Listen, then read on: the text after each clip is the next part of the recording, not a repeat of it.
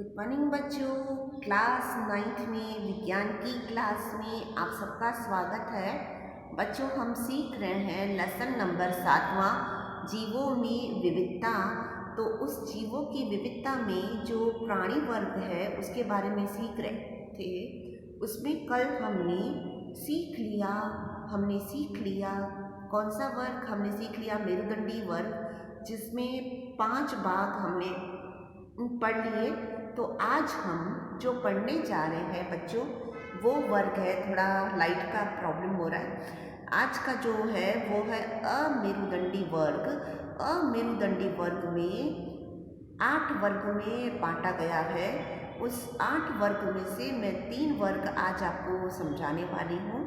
तो छोटी छोटी चीज़ मतलब बहुत ही आसान है। अगर आप पॉइंट्स के रूप में लिखोगे तो बहुत ही आसान हो जाएगा और उनके उदाहरण याद रखने हैं। ठीक है बच्चों।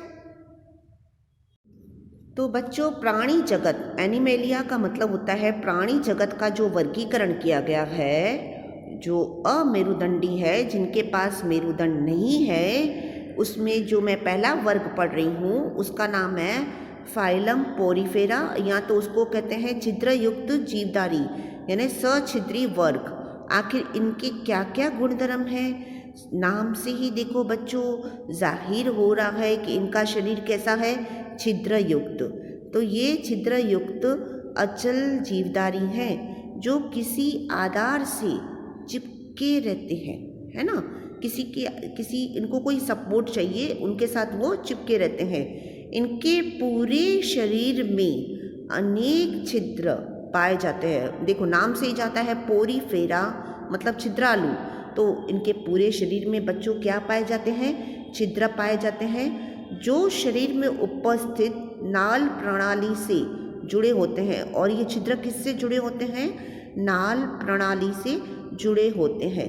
और इसी नाल प्रणाली के द्वारा ही शरीर में जो ये नाल प्रणाली, छिद्र किसके साथ जुड़े हुए हैं, नाल प्रणाली, और इसी नाल प्रणाली के द्वारा ही शरीर में जल, ऑक्सीजन और भोज्य पदार्थों का संचरण होता है। संचरण का मतलब सब जगह पहुंचता है ना। हर एक जीव को रहने के लिए पानी चाहिए, ऑक्सीजन चाहिए, भोजन चाहिए। तो ये किसके द्वारा जाता है, इनका नाल प्रणाली के द्वारा। और इनका शरीर कठोर आवरण और बाह्य आवरण, कठोर आवरण अथवा बाह्य कंकाल से ढका होता है। जैसे हमारा शरीर भी है ना, तो हमारा शरीर कंकाल का बना होता है ना। तो इनका जो बाह्य आवरण है वो कंकाल से ढका होता है। बाह्य आवरण कैसा होता है, कठोर होता है। और इनकी शारीरिक संरचना बहुत सरल होती है। मतलब इनका शरीर कोशों का तो बना हुआ है पर उत्तकों का नहीं है। उत्तक किससे बनते हैं बच्चों, कोशों के समूह को उत्तक कहते हैं। तो इनमें उत्तक का विभेदन नहीं होता और इन्हें किस नाम से जाना जाता है, स्पॉन्ज नाम से या छिद्र वाले नाम से जाना जाता है।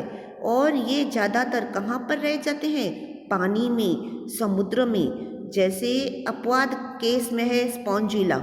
केवल पोरीफेरा एक ऐसे बहुकोशीय जीव हैं जिनके तंत्रिका तंत्र अनुपस्थित होता है। इनके पास तंत्रिका तंत्र नहीं है, ये तंत्रिका तंत्र अनुपस्थित होता है। जैसे आप ये देख रहे हो, ध्यान से देखना, उदाहरण है यूप्लेक्लेटा, साइकन और स्पॉन्जिला, है ना। तो आपको एग्जाम में पूछा जाता है क्लेटला, साइकन, स्पॉन्जिला किसके उदाहरण है, तो आप कहोगे ये सब पोरीफेरा के उदाहरण है। चलो अभी दूसरा जो वर्ग पढ़ रहे हैं उसका नाम है सीलेंटेलेंट्रा, यहाँ इसको कहते हैं कॉलनटेट्रा। सीलेटेरेंटा, ठीक है। अब ये भी क्या है, जलीय जीव है, ठीक है। और सीलेटेरेंटा ये जलीय जीव हैं, जलीय जंतु हैं, पर इनका शारीरिक संगठन उत्तकीय स्तर का होता है। मतलब इनका शरीर कैसा होता है, उत्तक के द्वारा बना होता है। और इनका शरीर कोशिकाओं की 2 परतें, आंतरिक और बाह्य का बना होता है। मतलब अंदर भी कोशिकाएं होती हैं, बाहर भी कोशिकाएं होती हैं। तो कोशिकाओं की 2 परत का बना होता है।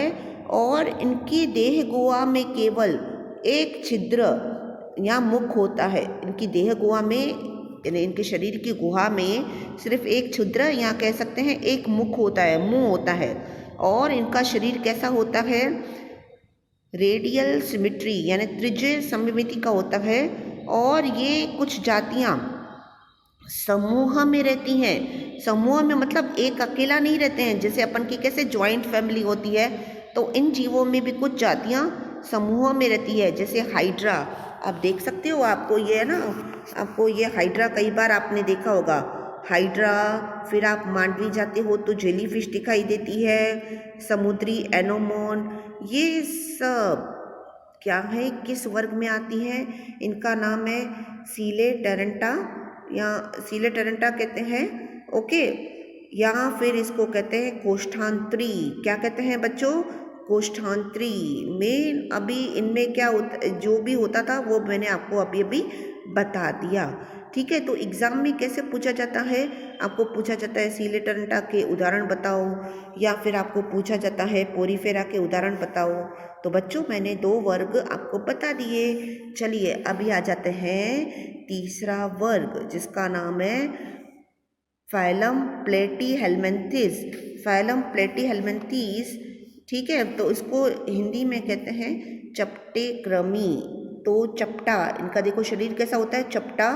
तो इनके शरीर में बाह्य और आंतरिक दोनों प्रकार के अस्तर होते हैं, मतलब बाहर से भी अस्तर होता है, अंदर से भी होते हैं। और इनका शरीर त्रिकोणिक होता है, मतलब उत्तक का विभेदन 3 भागों में होता है, बाह्य चर्म, मध्य चर्म और अंतःस्थ चर्म। ठीक है, अब देखो इसके जैसे उदाहरण है प्लेनेरिया, लिवर फ्लू, टेपवर्म। और पता है इनकी और क्या बात है, इनका शरीर चपटा होता है। दिखने में देखो लग रहा है ना, जैसे अपन का कैसे रोटी कैसे बेलते हैं तो फिर चपटी हो जाती है, गोल हो जाती है, तो इनका शरीर इससे चपटा होता है, इसलिए इन्हें हम क्या कहते हैं, चपटे कृमि भी कहा जाता है। और इनका शरीर द्विपार्श्वीय सममिति होता है। द्विपार्श्वीय का मतलब पता है क्या होता है बच्चों? द्विपार्श्वीय का होता है कि चाहे आप दाहिने से देखो या बाएं से देखो, दोनों तरफ से संरचना सेम होती है, चाहे दाएं से देखो चाहे बाएं से देखो। जैसे हम इंसान है, हमारा शरीर चाहे दाहिने भाग से देखो चाहे बाएं भाग से देखो, वैसे का वैसा ही होता है। और इनमें जो ओरिजिनल देह गुहा होती है उसका अभाव होता है।